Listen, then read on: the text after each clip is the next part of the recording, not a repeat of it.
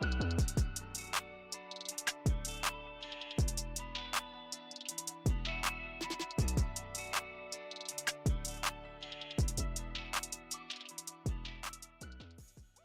to the Perspective Podcast. My name is Josue. As most of you guys probably already know, I'm a fellow believer from the Democratic Republic of Congo. Attended the Oral Roberts University. You know, I preach at times, but we're not really here to talk about that. And to my right, we have Mr. Chase Brown himself. He was born in Texas. Where did you grow up? In Texas. He was born in Texas and grew up in Texas. He attended the University of North Texas. He's an aspiring philanthropic creative. It is August 15th, and he still loves very long walks on the beach. Why that is, I'm not quite sure, but hopefully we're able to get into that today. Mr. Brown, how you doing? I'm doing good, man. Surprised you remembered that now that you're a year older, man. I know. You're kind of getting up there. It's crazy, man. I tripped today. I'm like, is this the fall? Like, anyways, but yeah. Oh my gosh. But no, it's good, man. Had a good couple days celebrating National Butterman Day. Oh, it was a holiday, bro. So it was special. And then about to head down to Houston to go work on some stuff with Alpha Elite, organizing some things down there for our next Houston outreach. And yeah, man, life's good. How about you, bro? I'm good, man. You know, just getting older, getting wiser, all those good things. Well, yeah, hopefully wiser. We'll just put it that way. Yeah, hopefully just wiser. I'm getting wiser. But things are good. You know, God is good. I'm actually counting how many people showed up right now, so it's all in my mind while it's still fresh. But anyways, enough about us. Whenever we have a podcast, we try to bring you guys a very special guest, and today we had to really reach very far to bring our guest for today. He's a 4-time church videographer of the month, 3 times most stylish Portuguese speaker, man, or however you want to call it, 2-time Pine Cove Camp Counselor of the Year. Wow. And 1 3? time, Wow. that's a lot. Sorry to disrespect you, bro. Yeah. That's all right. Oh, my bad. I didn't know your credentials.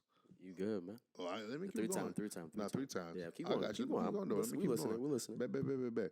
He's a 1-time most been over at the house dude of the year. Has a world record for naps on this couch. World record for naps on the couch. Like 59 now? Yeah, at least it gotta be 59. It gotta be 59 by now. But we have Mr. Ronaldo Domingos. Did I say your last name? Yeah, Domingos Aurelio. I got 2 last names. Oh, you got 2 last names? Yeah, man. That's crazy, isn't it? He's so special. He got 2 last names. Wait, how you get 2 last names? Huh? You gotta ask my papa. Your papa? Yeah, man. You gotta ask him. Papa Santos. Santos. Wait, is that a Spanish name? Is that Spanish? Portuguese. Oh, y'all speak Portuguese in Angola. Yeah, man. What, you thought we speak English? I thought y'all spoke Angolanese. Y'all speak that? Y'all speak that in Angolanese? Angolanese. Oh, man. You Africans. Or Angolian. Is that what the Americans say? You speak Angolian? Is that not it? Hey, yo. Oh, man. It can't be, bro. It's Portuguese, That's man. wild, bro. No, how you doing, bro? I'm doing good, man. This is fun. It's my first time on a podcast, guys. Wow. Yeah, man. This is fun. I been with Butterman all day, so this has been chill. Facts. Almost took a 3 nap days here. straight. Yeah, Facts. 3 days straight, man. Man, Fresh it's out been of long. quarantine, I've been here 3 days straight. Man, it's been a long weekend, huh? Oh, man, it's been a long one. Went to bed at, 3 a.m. last night? 2 a.m.? And 3 a.m. the night before? And we woke up, 4 a.m. the night 4 before. a.m. the night before? Woke up at, 8 a.m. this morning to go to church, man. Gotta praise the Lord, though. Gotta praise the Lord. It's okay. Good. Yeah. But yeah, man, we're happy to have you back. Because you spent summer at camp, which we'll talk about here in a little bit. Sure. So it was I don't want to say a boring summer, but just that feeling whenever you're missing someone in your life, and you're just like, man, I wish this person was here. Yeah. I wish this little brother was here, basically. So it's good, man. But so talk to us a little bit. How was camp? Oh man. So I worked at a camp called Pine Cove during the summertime. It's in East Texas. Wait, hold on. Yeah. Who are you looking at? Huh? The camera right there. Look over here. Nah, Why are you looking at the camera? Look over there, man. Look at Talk us. to the people. Why are you talking to the camera? Oh man. So this your first It's time my for first real. time out Yeah, here, we man. can It's my tell, we first can time out tell. here. I'm a little nervy. I was like, who's Yeah, I'm a shy guy, guys. Yeah, go ahead. But yeah, I worked at a camp called Pine Cove Man. during the summertime, and I was on the media team there, so I wasn't a camp counselor per se. But man, the summertime, man, it really just changed me a lot. Just you're in community daily. you're in Scripture just daily. Like there's specific time for you to just have that time in the Word with God every single day, and then you're just constantly pouring into people. It's just spiritual conversations and gospel conversations 24/7. It seems like. So it just really doesn't stop. So you really understand what it's like to just live your life for Christ and have everything that you do in your everyday life just be surrounded by the gospel and like for the gospel, and that's it. So it was really, really intense in that way where it's just like, man, you don't have a time where you don't have a gospel centered conversation with anybody there. So that was a great time for sure. But yeah, that's what I did pretty much most of the summer. Yeah, man. And what was some of the things you'd say, like God taught you through that? Because it was really cool. Like even over the last couple of days, you being able to share like some of the things, and then just even the opportunities that you had out there. So, man, some of the things that I know the Lord really taught me is that even without me asking, I think He just really pressed into me, to Him showing me how much of a provider He is. It was just almost daily that there was a conversation that I wasn't looking for, a conversation that like otherwise probably would have not even happened if He didn't provide that opportunity for me to speak into that person, for that person to even speak into me, because I worked at a family camp. And so there was parents all there as well as kids and everything. So there's just conversation after conversation of, I remember there's one specific kid from Dallas, and I had yet to talk to him, but he's been coming to camp for like 3 years. And one day I was walking by the pool, and he was sitting at a bench like right to the left of the gate of the pool. And I was like he looks like he's kind of busy. So I didn't talk to him. I just said what's up to him, kept walking. And I looked in my pockets, and I was missing my phone, and I was like, where's my phone? And so I looked back, and I had left it at the pool. So I had to walk right past the kid again. So I went back, grabbed my phone, and like clearly I was like, man, the Lord's just making a way for me to speak to this kid. And so I went to go sit on the bench next to him, and we ended up talking for seems like an hour about just to talk to him and just to hear about his upbringing, just to hear about his story a little bit. And by the end of it, I was able to like just realize how much we were so similar, because he was like a sophomore, junior in high school, and he was just like struggling with him just trying to find out how to navigate having conversations with people, because he was a really, really shy kid. But he's like, man, I have so much that I want to talk to people about, and I have so many experiences that I want to like share with people, and even just to laugh with people. But he's like, man, I don't know how to get those conversations started. Like, I don't know if I fit in or not. And I was just able to speak life into him, because I know for me and just high school and college and stuff like that, I was just like, I didn't know exactly how to really fit in necessarily. It was just like, I don't even know how it really went. But like I talked to him, and at the end of it, I was able to give him the questions that Butterman gave me. I was able to give him just a list of questions and just be like, hey, like, these are great conversation starters. Like, go out and try this. And by the end of the week, the kids are able to share a story from the week, their favorite story of the week, of how like God made a way for something great to happen. And it ended up on my desk that Saturday morning after he left. And it was literally the story of me and him sitting on the bench. He said that was his favorite time. That was his favorite part of his entire week. And I was like, look at God just providing a way. And it couldn't have been me, because I walked right past him the first time. But that among like just plenty of other stories of God just providing a way for those conversations to happen, and for things to just come right back to him, and for me to point them right back to Jesus time and time again. So yeah. Yeah, I don't want to put any pressure on you, but I think you might need to have that same conversation with Josue, because we know he's kind of a shy guy. He's a shy guy. I'm very shy. Yeah. I've heard about it, man. Yeah, I've been trying to tell people that, but they don't listen. Man, so we gotta dig deeper on that one, right? Yeah, most definitely. Most definitely. I mean, so earlier I mentioned Pine Cove, and you're talking about camp. People probably thinking about like, school camp or whatever the situation is. So what is Pine Cove? I know there are other camps similar to that. Yeah. What's kind of the heart behind those, and what are they seeking to do? Man. Okay, so Pine Cove as a whole, as a ministry, I think I forgot the mission statement completely, but it's just like it just uses people to transform people's lives and just point them straight to Christ. It's gospel centered, people focused, and I don't even know the mission statement, but it's about the gospel, it's about Christ, and it's about God's people. And yet he was a 3-time camp. That's what I'm saying. Like, 3 times. Like how? You don't even know the 3 mission times, man. statement. Yeah. I'm so sorry, man. That don't even make sense. It said, He's been home for 3 days and he forgets it. Oh man, I forgot everything, man. Wow. I forgot everything. But I mean, the ministry as a whole, it uses something that people would think is like more of a vacation and it takes advantage of that vacation aspect. But it says, you know what, instead of you focusing on just getting away and not even thinking about a thing, hey, what we're going to do specifically, some of the things that we do specifically is just like it restores a lot of marriages, honestly, because it gives the parents time to just be away from the kids. And it has like things like date nights and banquet nights where like they have dinner by themselves, just to really talk about life. Because with people, some of these people have like 5, 6, 7 kids, and it's like you got kids running around 24/7. That's a full-time job. So some of these people, man, I've heard story after story of some of these parents. Like they're like, man, this is the first day night we've had in a year. Like we have not had time to just sit together at all intentionally in a year. So this is like their best time to really just learn about each other more and like really grow with each other. And also for the kids to really just press into the gospel, because after every activity that the kids do, there is a spiritual application after everything. And so it lets the kids just really hear the gospel time and time and time and time again, to where like, man, like by the end of the week, like we want them to know who Christ is, what he did for them, and how they can enter the kingdom of God, you know? Yeah.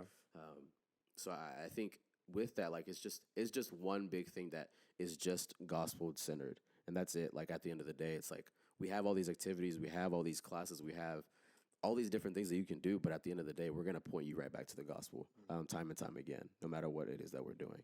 Yeah, and it's special because my like perception of Pine Cove was it was like kind of like a like KAA, like Kids Across America, or like just like a youth camp, something like that. But it was something where it was like not actually having the families out. Like I had no idea that it was that, and it's special going to your point because you have talked about over the last couple of days how like a lot of like leaders, like local leaders within the church, been able to go out there and like they'll give, you know, a couple messages like to the camp or like the kids, like during the week or whatever that they're there. But outside of that, it's a ton of rest and restoration that's able to happen. And I think it's so rare that to have a camp in a area that's so like holistically focused like that. Oh yeah. I think it's something to just so easily get like specialized in and just try to be focused on that. But at the same time, like with Pine Cove, it's like, no, we're going to do this holistically, but still have like, you know, as kind of you alluded to, like different staff members specialize in different areas. Oh yeah. Have everyone playing their role and stuff like that, which is so special. Yeah, it's truly like it's a special place, man. Especially because of the fact that it's in East Texas. There's just nothing out there to do. So it's like, man, like you're gonna be here and you're gonna be all in. You're gonna be pretty focused. The cell phone reception out there is trash too. So it's like you're not gonna be on your phone. You have to have these conversations, and you're gonna end up having a gospel center conversation, and people are gonna pour into you. And like the parents, like I said, like having the parents there is like by far my favorite thing, because you have people from all walks of life. There's a lot of pastors that go there, but there's also like just people that just do everyday jobs, and they come there, and you would never think you would even cross paths with some of these people. But like those people have the greatest impacts on your week or on your life, honestly. And they keep up with you throughout like there's a bunch of families that like even texted me, like even while I was in quarantine, like they texted me, hey, like how are you doing? Like, can we do anything for you? Like it's just it's a really, really great time to network, honestly, as well. But above all, man, it's just a great time to be poured into by a lot of people. Yeah. So what is your role within? Because you've been there 3 years now, right? Yeah, 3 years. Yeah. So what's your role there at Pine Cove? And then what does like your day look like along with your role? Yeah. Okay. Yeah. So my role, the title was head of media. So that's social media. Wow. All of media. Impressive. Wow. Yeah. Wow. Facebook, Twitter, Instagram, all that. We got an app too. Y'all Even go download Kick? the app. How you know Kick? What's app too? I literally heard of that today. Kick? Yeah, I was Wait, these how old people were like, you when that came out? That was like a freshman year for me. that's a real app. You were- Have you heard yeah. of Kick? Nah, it's like dead now. Have you heard of Kick? It's dead now. I was talking to these people from the church, and I was like, did you guys have Facebook? They're like, Facebook. I was like, y'all know what MySpace is? They're like, MySpace. They're like, we had Kick. I said, a what? Oh, you showed your KIK. age. Yeah, KIK. What is it? It used to be like a messenger. Is it It's just like a messenger. Like TikTok or something? No, it's just a messenger. Because I mean, Joshua's all over messenger? TikTok. So It was like AOL for y'all. AOL. Yeah, that's what y'all used to do, right? Africans across latitudes. Is that not it? Africans over latitudes. Over latitudes. And longitudes. Oh man, Is that not it? Hey yo, no, but Media. You were doing media. At Yeah, Pico. media. Yeah. So, I was overall of media, and it was great. So I had a team of 2 photographers and a videographer, and that's what we did. And then the person over me was our associate director. So what I did basically is run all the social media accounts. We had things that we posted on. We have an app that we did and things on the website, and anything that pretty much parents need. If there's like something that needs to be communicated between the parents and our director, sometimes I would do that, or just if it's like taking care of like who's at the camp currently, like taking care of like lists of families and whatnot. I would take care of that, and then I would just pretty much plug in wherever I was needed. Honestly, like if there was a specific need that needs to be met, I would go. Because honestly, like my job, like I love my job 100%, and it just gave me the flexibility to be able to just be a great help to anybody that needed it. Honestly, and my everyday, man, there was just not a day that looked the same ever. Honestly, typically I'd say like the most routine things throughout my day, though, I think it just waking up pretty early around. I think it's 7. And then by 7:45 ish, I'm in the office and making sure all the team's there, making sure that we just go over the day and what the day's gonna look like.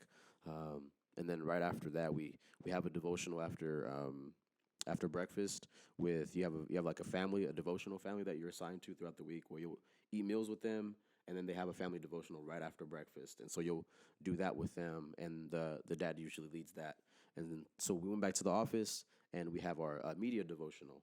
And so we'd go over whatever the Lord is teaching us, honestly. We'd have one person a day teach just like a quick 10, 15-minute thing. And then right after that, we'd look at the schedule. And because we have to be all around camp, obviously, because we're media, we have to capture everything that's going on. So we'd be able to go over the entire schedule of the entire day. And then right after that, man, it's pretty much things just kind of happen. Things just kind of happen at camp.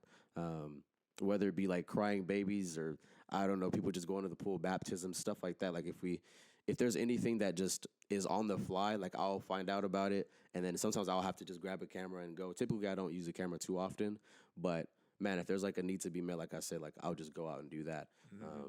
But then what else do I do? Man, it's just a lot of on the fly. Like honestly, it's just a lot of on the fly stuff. But yeah. Would you say that it was refreshing as far as camp goes, or is it a little bit more exhausting rather than refreshing, or maybe a mix of both? A mix of both, for sure. I think when you take those moments that, when you sit in moments sometimes, because camp is just go, go, go, go, go, like when you're able to just rest and like realize this is my job, like I get to just do this every day, like I get to be a minister of the gospel every single day, it's extremely refreshing, extremely refreshing. But it is exhausting because you are working from like you're up at 7. We don't go to bed. At least the media team, like we have a different bedtime from everybody else. So the latest we ever went to bed, I think, was 4:30, something like that. Just in the morning? Yeah, man. Just editing photos, editing videos, bro. I mean, you're used to that, bro. Yeah, bro. Being friends with this guy, oh, man. Just going to bed at 2, 3 a.m. every single day, guys. Just every day. You look so Look at you, unamused man. right now. I sleep. I get plenty of sleep. That's out for debate. What is it, 4 hours average? 4-hour average? No, they say a grown man needs 8 hours of sleep, right? So you're a little boy? It sounds like it, right?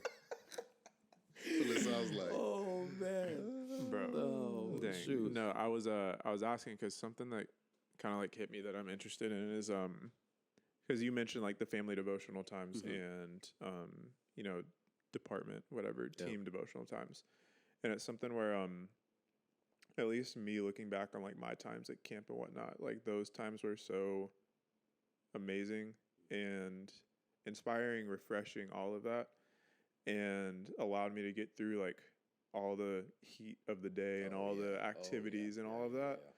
To whereas for me, at least, and I don't know if y'all can relate in this, like in the midst of everyday life, like y'all know I'm a pretty tired person, and I'll know. admit Yeah, that. we the whole village knows. Yeah. The entire village, man. Yeah.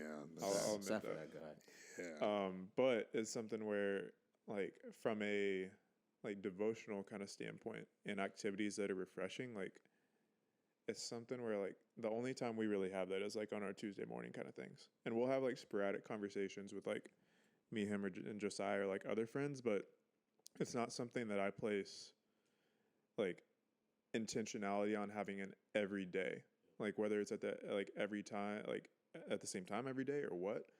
And so I was wondering, like, would there be any benefit to adopting some aspects of camp, like group devotionals or things like that, consistently each day? Or is it just something where it's like, nah, this is something that's just for like a season every year to kind of go away and then come back into everyday life? Okay, so that's a great question. But specifically this summer, there is a huge emphasis on like a question like that. There's a lot of people. We had a lot of conversations about that, and like we really, I think our directors did a great job of pressing in on us the fact that this can't be just a summer thing. Like having time with the Lord, spending time in community. That's not just a summer thing like that. Like living out being a Christian, like it has to be an everyday thing. It has to be a daily practice. And so with that, like what we do at camp, I think almost anything besides like maybe the activities, like you can do all this stuff at home. Like we always say, like there's nothing special about camp except for the God that exists there, and that's it. Like everything else you can do at home. And you should do at home. Like we have a group message of like 15 or 20 guys now. Like, every single morning, we just send in like either a voice message or like just some scripture that we've been learning daily, because that's what we did at camp. It's just we spent time together in the Word. And so for us, like we didn't want to lose that practice, because I know a lot of the guys are younger in college and like they haven't found their community yet or whatever it may be, and they're just like, man, like I need some people that like just to keep me accountable in the Word. And accountability can just be anywhere. It can be through the phone if you're not physically there, but man, like something so small like that, I feel like we should really be able to continue on outside of the camp. And then even the devotional times as well. Like, man, like why would you not spend time with the Lord outside of camp? Like just because it's there, like just because you're at camp doesn't mean you have to stop when you leave. Like I think that should be a daily thing. And that should be a daily practice to just want to spend time with him and want to spend time getting to know him and letting him get to know you as well. And like letting one of our directors, he always says like, man, don't read the Word just to read it, but let the Word read you and let it really refine your everyday life. So you can see exactly what's going on there, and you're just like, man, like my life doesn't look like that. Let me fix some things. It's like it's really reading into me. It's really pressing into me. So things like that, man. Like I hope that a lot of the people that everybody that works there just goes out of camp like, man, like I know what I did wrong before I came to camp. I refined these things. I learned these things, these 5 weeks or the entire summer that I was working there. And now I'm going to take everything that I learned here and I take it outside of camp. Yeah, I mean, I think that's very practical, right? Like it's a lot of things that you do, at a retreat or whatever, a lot of those things can be done at the house. It's just one of those environments that's, secluded from almost like a lot of different things from the world in a sense. But, since kind of being back to what we call the regular world, the real world or right? whatever word people want to use, and starting to work here pretty soon. Talk to us a little bit about, the job that you got and, how the Lord's going to use you to be able to do that. Yeah, man. So thankfully, like throughout the summer, I had a lot of conversations, and I ended up now I'm going to be the director of media, or the media director at my church here in Fort Worth, and I'm extremely excited about it. I'm really, really blessed to have an opportunity to just be there, and I think really the Lord's going to use me there in a time that's really, I think, needed. We need media people right now because of just a lot of online services are going on. So you need people that are able to really minister to people, not just physically, but also online, like doing the live streams and doing a lot of the media and doing marketing and whatnot, everything that's on social media. So I think, and the Lord's just blessed a lot of me and a lot of the people in my life that I've been able to just really hone in on my craft, that is media and marketing. So I've been able to just be a part of things like this and help you guys out, or take pictures for you for First Call Ava, or like do videos and stuff like that. He's given me different opportunities leading up to this point to be ready for this. And I think I'm just grateful for it. I didn't know I was ready for it, but here I am. Like I'm 23 and I didn't think I would be having this kind of job. This is honestly my dream job. So to be so young as they say, right? as they Yeah. say. Yeah. To be so young in this position, man, it's a huge blessing. I think this has been amazing, and I'm super pumped to start. I start on Tuesday, Yeah. but this is my home church, and like for the last year, I've been interning under the student pastor, just learning the ins and outs of the ministry, and just learning everything what it means and looks like to be a part of the ministry, and not just any ministry, but like that specific church. And so it's been an amazing time learning under Wayne. He's my mentor. Just learning under him and being able to just realize what it means like to be a Christian man, to walk like Christ, to talk like Christ, to act like Christ daily, and not just in a church setting, but man, outside of it. Because I spent a lot of time with him outside of the church as well, and like him just refining me and seeing things in me. He's just like, yo, like let's fix that. Let's really see if you can change that. And I remember a specific conversation that I had with him before the summertime. We were talking, and he's just like, man, like if the church were to ask me right now, if they should hire you, he was like, no, I would say no. And he told me exactly why. And he's not the type of person to just tell you that you're doing something wrong and just leave it at that. But I think in him being such a good mentor and just such a good godly man and just a good follower of Christ, like he was like, all right, this is what you have. This is what you're doing wrong. This is what you're doing wrong. Let's tackle this before you go to camp and like really acknowledge these things that are going on. And by the time I went to camp, I had a conversation with him again, and he was just like, you know what, like, I think you could do this. And by the end of the summer, he was like, man, like I have no problem giving my yes. I have no problem giving my yes on the table. And that was huge for me, not just seeking his affirmation, but like really knowing that we tackled the things that we talked about before the summertime. And so in that preparation, I was like, okay, like I think I'm ready for this. I think I'm ready to step into full-time staff on a church now, even no matter how young I am, you know? Yeah. Young. Yeah. Young. Very young. Yeah. No, but that's cool though. I mean, I think since Bible study or since kind of just getting to hang out and all these different things, one thing that I always heard you bring up is like that I don't hear a lot of people bring up is having a mentor. Mm-hmm. And it's one of those things that's been very evident in your life, very pivotal for you. To have somebody that's older than you has already kind of been there since you're so young, and that's already been through some of those things, some of those steps, and being able to help you out. And like, you might not see it from my perspective right now, but I think that's very important, and not everybody gets that. So it's a blessing. Yeah. For me, I think mentorship. I'll let you go. Nah, I was just about to call you Spider-Man. It feels like you're Spider-Man right Why now. were you gonna call him Spider-Man? Because it's like, oh, he's so young. Just like, I'm very young, man. Peter Young Parker's kind of young. Wait, hold up, but there are a lot of young people though. Why Spider-Man? Spider-Man's the youngest one in the what's it called? In Marvel, the right? Avengers, yeah. Yeah. But also, So is Wayne Iron Man? he's got a lot of responsibility. With great Yeah. power comes great So responsibility. Iron Man is his mentor. So is Wayne Yeah. Iron Man? Little Wayne? Oh yeah, Wayne. Yeah. Oh yeah. Is he really his man. mentor?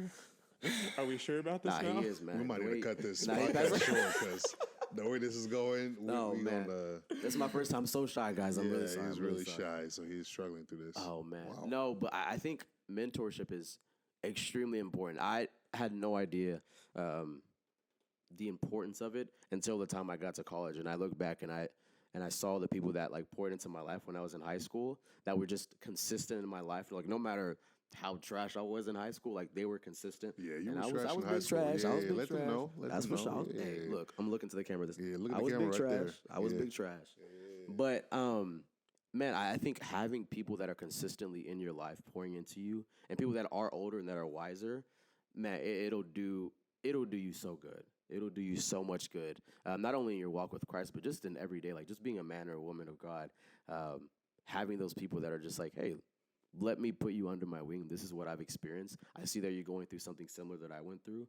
Let me help you out to have a better outcome than I did. And it's a beautiful, honestly, it's a beautiful thing. I love that like nurturing aspect of like seeing somebody that's younger than you and wanting to see better for them than you had for yourself. I think it's a great thing. I think Christ does that with us all the time. He's just like, look, you're my child. I'm gonna do whatever I can to make sure that you have a great life, not just because the world says so, because I know a full life looks like. And I think that's what mentors do a lot of the time as well. They're just like, man, I want to see you live life to the full.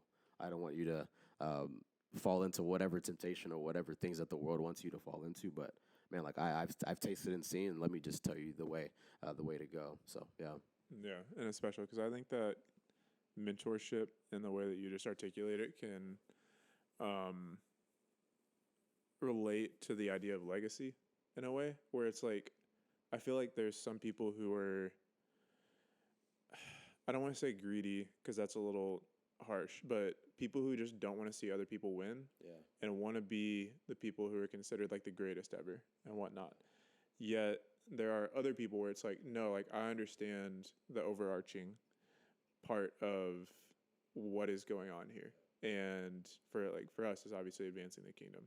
But whether it's in like MJ, for example, with Kobe, something where Kobe very, very much said like, yo, everything I ever did was because MJ taught me this. That's so dope. Whereas MJ could have been like just stone cold and like not wanting to talk to any of the next generation because he was like who he was and he was amazing. Yeah.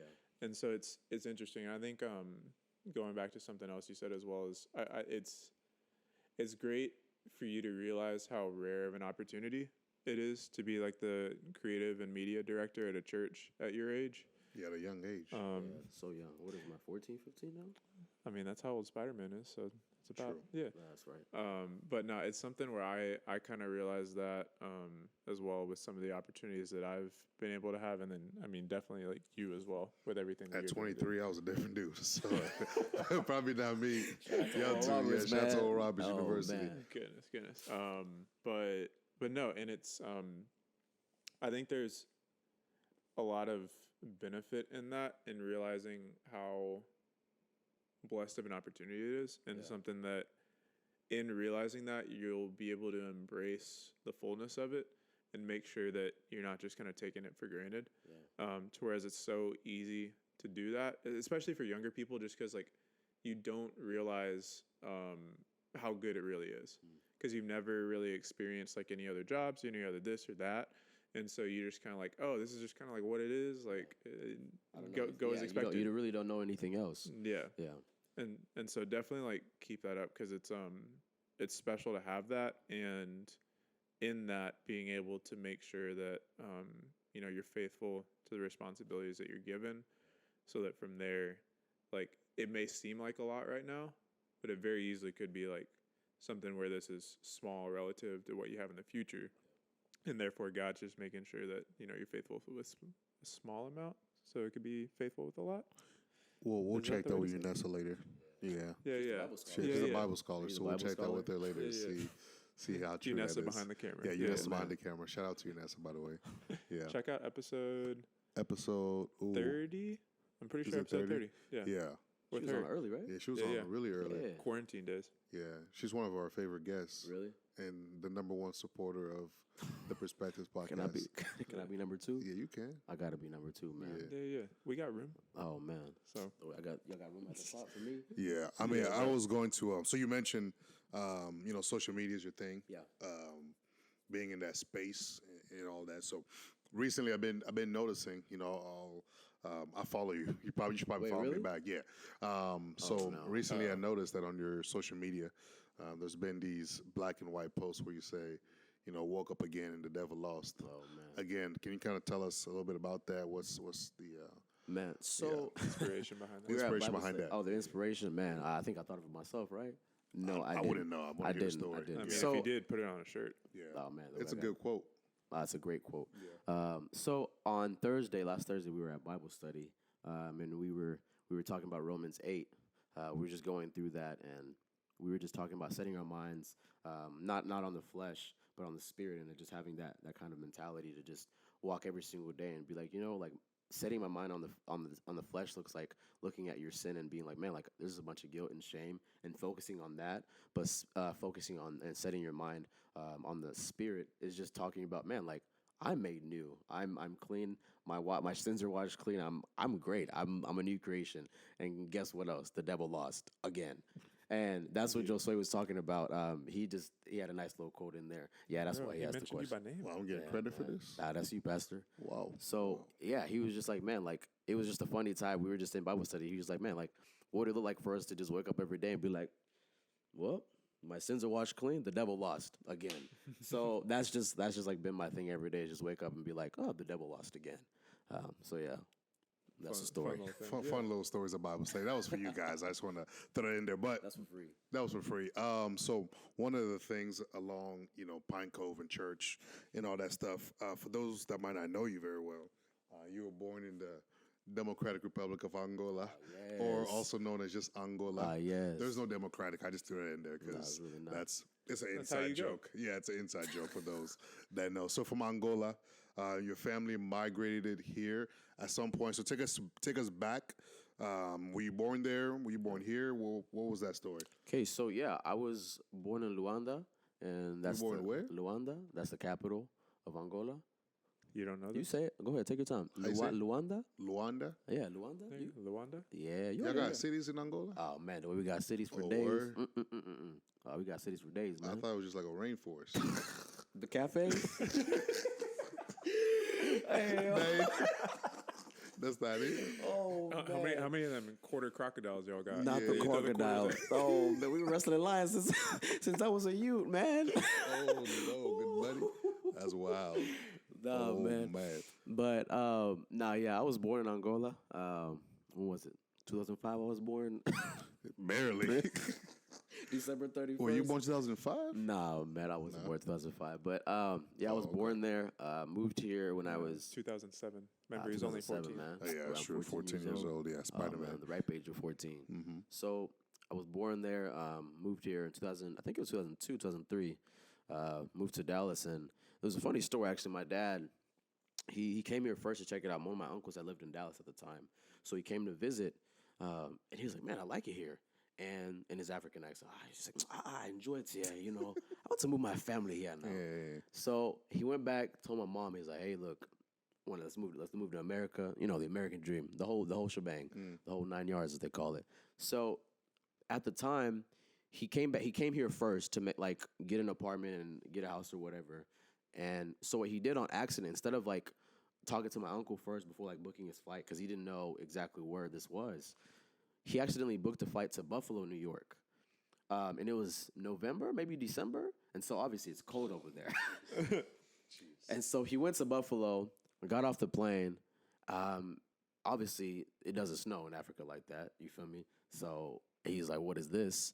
And he gets off the plane. He goes in. And he's like, what is this? And he's like, and he go back inside. And he's like, book me a flight somewhere else, anywhere else. I don't want to be here. It's cold. And then I was like, oh Lord. So they ended up. She was like, hey, we have these 5 flights in the next hour or whatever. She's like, I don't know where you want to go. He's like, anywhere but here. Lo and behold, he ends up on the right flight to Dallas. So he ends up in Dallas. I get a hold of my uncle, and then a year later or a couple months later, probably we come and then we settled down in Dallas. We were in the uptown area, and then moved to Irving, and then Euless, and now I'm in Fort Worth. I've been in Fort Worth for 5 years now. So yeah. Dang, bro, that's crazy.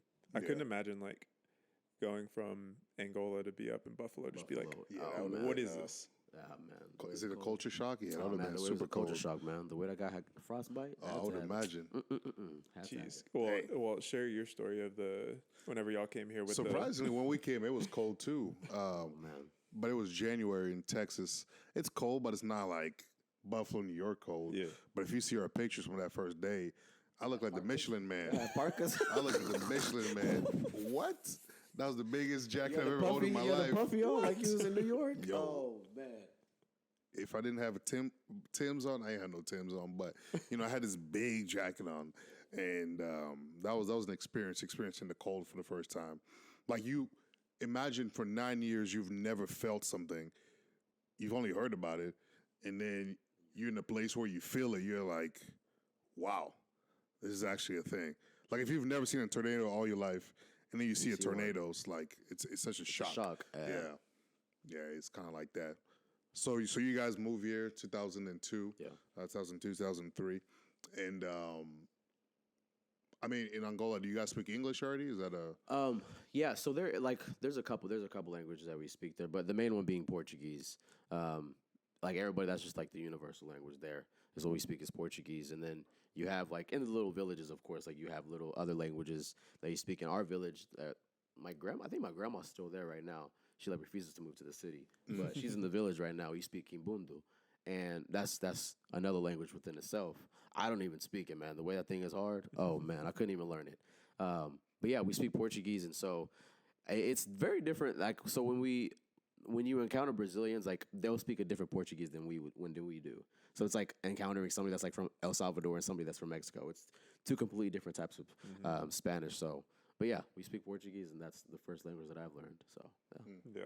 So then, whenever y'all got here, how old were you when you got here? I believe I was 5 at the 5? four. Okay. Yeah. So then you didn't spend too much time in Angola, but still a lot of your socialization as a kid was in Angola. So what was it like whenever y'all moved over here to then get kind of integrated into life here? And yeah, just like what was that experience like? And then from there, like what were some of the differences that you saw that you were just like, what the heck is going on here? The way America was a shock to me. So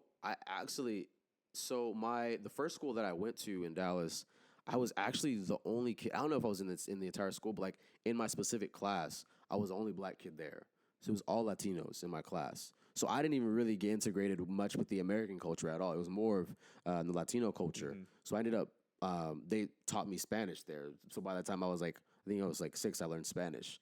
So it was really interesting. But I think once I started to like learn English and get really integrated, like you said, with the American culture, I think it was just like I was like, why do some of these people do these things? Like, I think I was just telling y'all a story before about when I was like talking to my teacher, and I asked her to go get some water, but my English was very, very broken. So I just asked her in Portuguese because I was just upset at her. I just started yelling at her. I was like, look, let me go get some water. And obviously it was in Portuguese. She was just like, what is this kid talking about? She's like, what are you talking about? And then so I went. I just stormed out of the classroom. Little second grade, first grade me. I just stormed out. You stormed out the class. And instead of going to the water fountain, where did I go? I went straight to the restroom and I started drinking water from the sink. And then my classmate went in there. They're like, no, what are you doing? Obviously, I was upset. I was like, am I not drinking water? I'm not drinking water. And then, so they pointed me to the water fountain. I was like, so you Americans drink from this thing? And then like that was just like one of many things where I was just like what are we doing? So that, and like I don't even know, man. It was just a lot of stories of just people doing things that I'm just like, this is so odd. But I think one of the like things that were amazing to me, that when I was a kid, my best friend in the whole wide world, like for the first 3 or 4 years that I lived in Texas, like he was some white kid. I don't even remember his name. That was one of the first. Wait, white I thought that was your best friend. He's my bestie, man. I don't remember his name, man. Wow, that was so long ago. But Man, he was. I think he might have been. He Wait, might have been. hold on. Go ahead. The one I passed by. Come on, we can't You don't remember his name? I don't remember his name. That was your man. best friend? We were like 4, 5, 6, man. I don't remember his name. So how y'all best friends? We just besties for the restie. He probably knows me, but I'm just a bad friend. When it comes down to it, when we dig deeper, I'm just a bad guy. We might need to tell Wayne about that. Yeah, mentor. Gotta tell Wayne about that. Might need to dig Right. something up. Like, yeah, Oh man, the way this is sad for me. yeah. But nah, he was like one of the first white people I've ever seen in my life, and I was just like, "What are you?" And then it was like we had just a common interest. I was like learning English through him as well.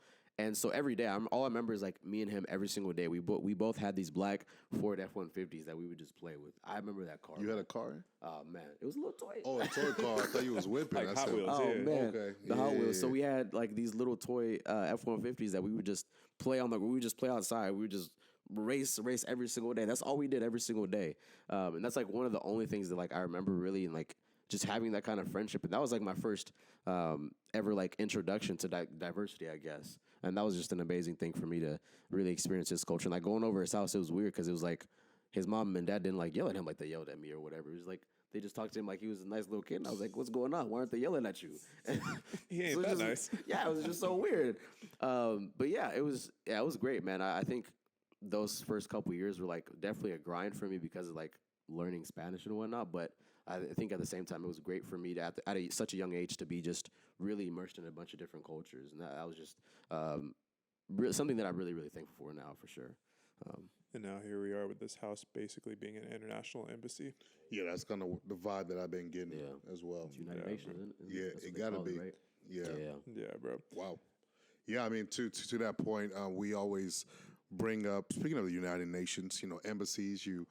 The United States embassy in Angola, for example. Once you get there, you're in the United States. As soon as you leave there, you're back in Angola. In the grounds, and a lot of time we've brought that up on the podcast in terms of that relationship of when you are a first generation, American. That's how it feels. Like in my house.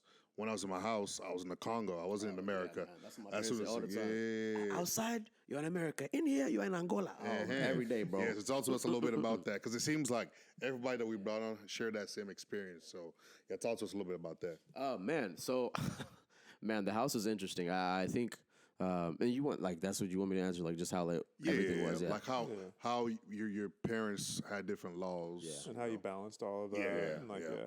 Oh man, so I mean, growing up and even now, like still, it's like same thing. Like outside, it's America. In here, that's a whole completely different country. Where like my parents, man, like we came in, never really spoke English at the house growing up. Never really. It was just only time I heard English was when I was at the house or like if I'm watching TV or whatever. That and like even like American foods. Like it took us a long time to even like start eating like fast food or eating like out or anything like that because my mom would just cook fufu, pondu, and rice and stew or whatever you had, and that's it. That was so different for me, I think, as well. And even me, like, seeing, like, a bunch of kids, even, like, stuff like people's parents being, like, on PTA or whatever. My parents would never give that stuff the time of day, They're just like, so you want me to pick you up from school, go home, and then go back to school for some PTA meeting? They're like, forget about that one. And I was just like, oh, man. Like Booster Club, all these. My parents were never really involved in that kind of thing. Which, like, I mean, look, hindsight, I was just like, oh, whatever, it doesn't matter. But as a kid, you're just like, wait, why are my parents not part of PTA? Stuff like that, or like even like sporting events. Like it's just like American football, especially when I started playing like American football, they were just like, what are you doing? Why are you playing this game? Well, go play soccer. What are you doing, man? Stuff like that. It was just like they just didn't understand it. So that was really, really hard. Like that time when you're just a kid and you're just trying to really find yourself in the middle of two different cultures. You're just like, okay, like, do I want to be American or do I want to be African? Like, what do I like? Where do I belong? What should I do? And it was just it was a huge time of just conviction and just me trying to figure out who I was. Especially like I think in probably middle school, like the very beginning of high school, I was just like, man, like, do I want to like stick to my roots and like just be exactly who I want to be, or like do I really just want to leave whatever's at home and like I'm just a completely different person here? And that's what like led to me like just really leaving that stuff behind that was at home. Just left it at home. It was just Ronaldo or Naldo, as people started to call him. When people get Naldo. Yeah, so they couldn't say Ronaldo. No, they couldn't say Ronaldo, man. The way they just left that alone. They could say Ronald. Mm-hmm. Ron. They couldn't add an O to it. The amount of time people have called me Ronald, like, it's ridiculous. It's absolutely like, yeah, I don't know why they can't. I don't even have a hard African name or anything like that. But just add an O to Ronald. Yeah, exactly. They don't get it, man. They're like, Rolando? Rolando. Oh, it's terrible, bro. Wow.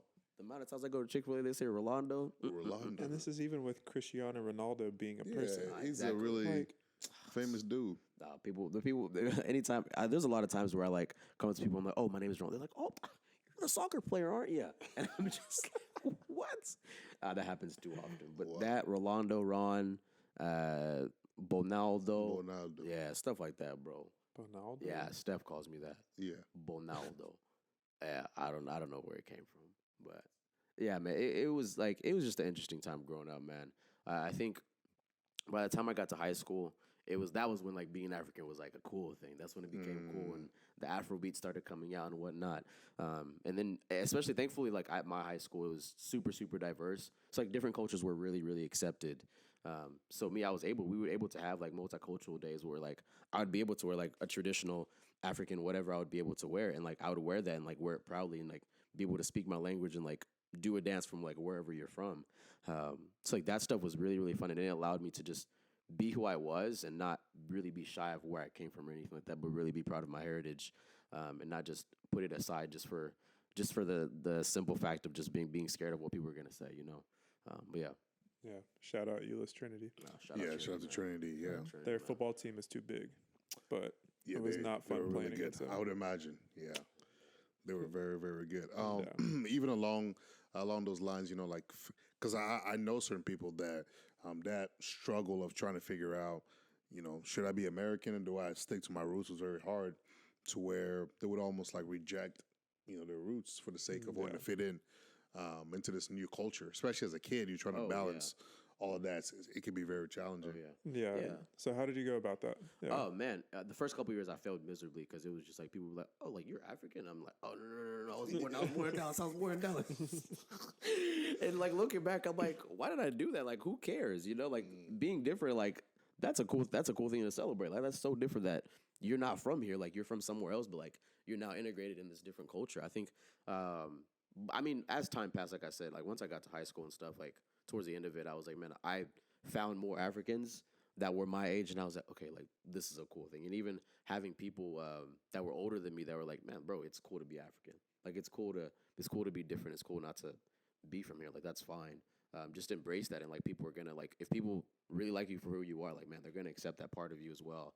And if they don't, man, like so what?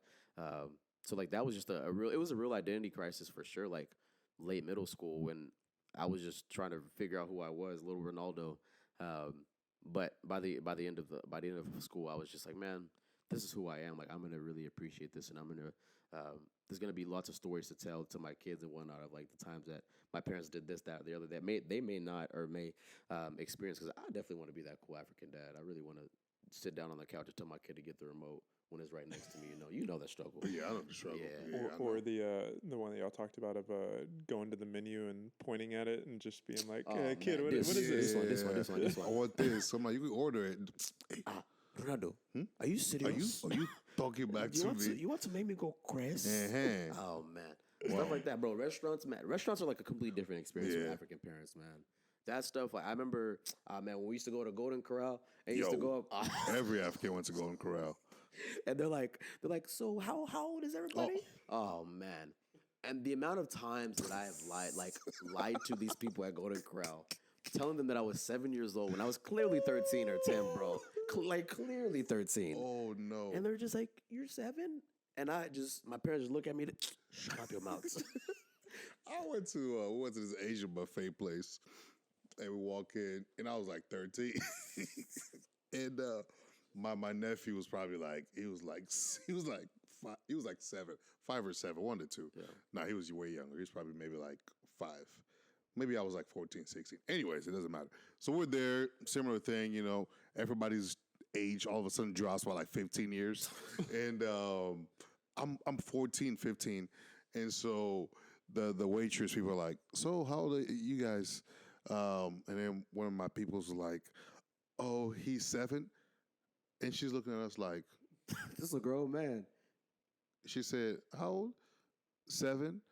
And then so she was like, she looks at the other, like her coworker, and they're looking at each other like, I don't know what they're feeding them in Africa. This kid's too big. And then she looks at and then so she looks at my nephew, and so one of my people's like, yeah, he's 2. 2. This kid was like 5. Like 5. He's speaking, talking. All of a sudden, the kid starts screaming, "I'm not 2." He wanted to die. He wanted to die. Yo, that was one of my oh man, by far one of my favorite moments, because it was just crazy. Because the look on their faces, they're like, "You're how old? 7?" Disbelief, bro. Oh man, that's crazy. Goodness. No, we appreciate you sharing that though, because something of which like we've talked about this like in like regular conversations before, but like to share it again on the podcast, like one of our thoughts for the nonprofit is that every culture around the world, like God's placed a unique part of his character in. And as we go around, engage with these different cultures, these different, the different people within those cultures is something where that unique characteristic of the Father is able to be revealed. And that as we adopt the positive parts of each of those cultures, it's something that I think we can come to have a more biblical worldview and something that's more honoring of the Father. And so it's something that I've been thinking about from like a practical end of like, yeah, like what does it look like to identify and adopt the positive parts of like the culture, whether it's the culture that you came from or this other culture that, you know, you're now in. And from there, like being able to wrestle with like, okay, like, I guess this is how it affects my identity. This is how it affects my lifestyle. This is how I'm going to go about other people, like not really vibing with this because it's I like almost like possibly opposed to like what they're doing in terms of like lifestyle, whether it's pace, whether like whatever. And so really appreciate the thoughts with that because it's an interesting thing to go through. And so then, you have anything else you want to share with that? No, you're good. Okay, so then going from there, what is the things that you think American culture can learn from Angolese? Angolan. What? You just add an N at the end. Angolan? Okay, I guess that makes sense. Yeah, but Angolan, bro. That's your friend. That's your brother, man. The way that's my brother. Yeah, that's your brother, Chase. I mean, with how much you stay here, yeah. Oh man, the way I start paying rent here. No, but man, some of the things I think having, and not just even Angolan culture, but I think just a lot of cultures that are outside of the U.S. like being family oriented and like really having a sense of like, hey, like everything that we do. Not only affects me and myself and I, but also the people that are around me, the people that are living with me, and the people that are like depending on me for life or food or whatever it is. Because I think a lot of American culture, from what I've seen, and I think it shifts between household for sure, but the mass majority that I've seen is just a lot of individualistic mindset, and I'm like, man, like that's a shame that we don't think a lot about the people that raised us or the people that were that are our flesh and blood, that we don't make decisions based on them anymore. It's just based on us and our lives, and that's it. But it's like, man, like how much better would we be off if we made actions and we made decisions based on, man, like how is it going to affect my family? Is it going to affect them positively or negatively? And just trying to be considerate of others and the people around you. Because like you're trying to like, I get it. Everybody's trying to live their life and everything. Like you're trying to make sure that you're living in God's will for your life. But man, like if you're gonna love your neighbor, if you're gonna bear one another's burdens, like you got to do that to the full. You got to do that with the people that raised you, with the people that like your brothers and sisters. And I think we could definitely learn something from that 100%. And then vice versa. Oh man, Angolan culture could learn from American. There we go. Yeah. I think, man, there's probably a lot of things. Honestly, I think just having a mindset that allows people that are not just the elders to have a voice.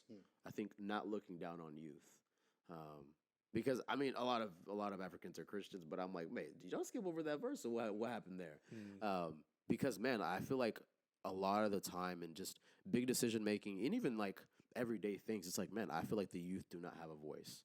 I think unless we we have to force ourselves to like show you exactly what's happening in order for elders and people that are just older and wiser than us to listen to us. But it's like, man, like I feel like I've had enough experience here in America, especially because we've had two completely different experiences as kids.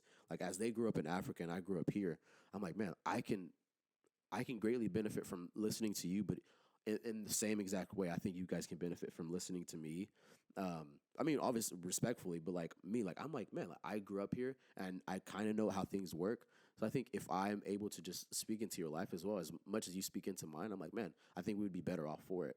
And not just your parents, but like uncles and aunties and stuff like that. Because it's just like, man, you're really just taught to just respect your elders and don't say anything pretty much else. Like you greet them and you go upstairs and that's it. But it's like, man, like, what if I wanted to have like a great conversation with this person because of something that the Lord is teaching me or something that like I encountered, you know? And I just don't think there's a space for that. I don't think there's a space because it's just like, man, like anything that you say that's wrong or anything that's challenging, they're just like, shut up. and just like stupid boy, and you just go, you're just on your way. But it's just like, man, like why won't you give a space to the youth? Why won't you give a space to the people that are living life here, that are getting encounters with people every single day from all walks of life in a stage where we're being the most influenced right now. You know, like they're done being influenced for the most part. Like they're set in their ways. But for us, I'm like, man, like I just got this great idea. My mind has been changed on something. Let me share that with you, and maybe that'll benefit you as well. Yeah. That was a very nice answer. My mic's on, right? Yeah, my mic's on. Don't worry. Code Red has been diverted. You're a professional. I'm a professional. Yeah, you got this. No, I've been here before. So, yeah. So here's a question that I know a lot of people they've been waiting for, and usually I've been saving it for the end. So this one is just a lot of people listen to this. We have people from Croatia and Lithuania and China, Australia. We got our boy in India. Shout out to whoever it is in India. I think it's Unes's burner account. Yeah, she got a burner. She got a burner account. Like KD. Yeah. Oh man. Well, how you gonna put his business on the podcast? Easy Money Sniper. That's him, right? How are you gonna disrespect our boy in India? Nah. You trying to act like he ain't real? Nah, he is. He's my favorite. I love him. Shout out to you. Reach out to me. Reach out to us, not just me. Reach out to us. What? Huh? So yeah, the question that I was bringing up. So I'm gonna need a list of 5 that we don't get in trouble. As I mentioned, there's a lot of people that are listening to this. So first of all, there's gonna be 3 questions. The first one, out of the African countries, who has the best jollof rice? Oh man, out of all of them, out of the ones that Ghana, Nigeria. Okay, so all my Ghanaian friends, all my Nigerian friends, nobody get mad at me. I like Ghanaian jollof over the Nigerian. Yeah. Yeah. Okay. It might be it might be just a daily, like, it just depends on the day, but more times than not, I've enjoyed Ghanaian jollof. We had Kennedy on here. 2 in a row. And he said he liked jollof from Senegal. Senegalese. I've never had Senegalese. I didn't even know they made jollof rice. Yeah, do y'all make jollof too? No, we don't. Nah, we eat white rice. The way we do too? Yeah. Oh, man. Yeah, I like Ghanaian jollof, man. Shout out Michael. He makes I don't know if I've ever had a Ghanaian jollof. That's pretty good. Sounds like you ever had Nigerian? I need to. Huh? I've had a Nigerian one. Yeah. You never had it? Not like once. I don't know that many so Nigerians. I don't know if he's a credible person. Yeah, he's not credible. You don't know many Nigerians? I really don't. They're all over the place. How do you not know many Nigerians? Y'all in Houston, man. Oh, man. Yeah, we'll throw that one out. Okay, so man. that was the first easy one. So second one, once again, give me a list of 5. Top 5 best dancing countries in Africa. Countries where people dance the best in Africa, if I should rephrase it. In no particular order. No, in order. In order? Yeah. Number 5, maybe Ivory Coast.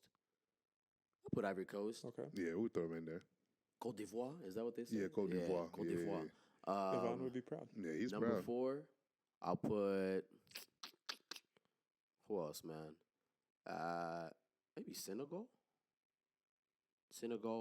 And then number 3, Ghana. Number 2, oh no, nope. Throw Senegal out there. Throw Senegal out. Wow.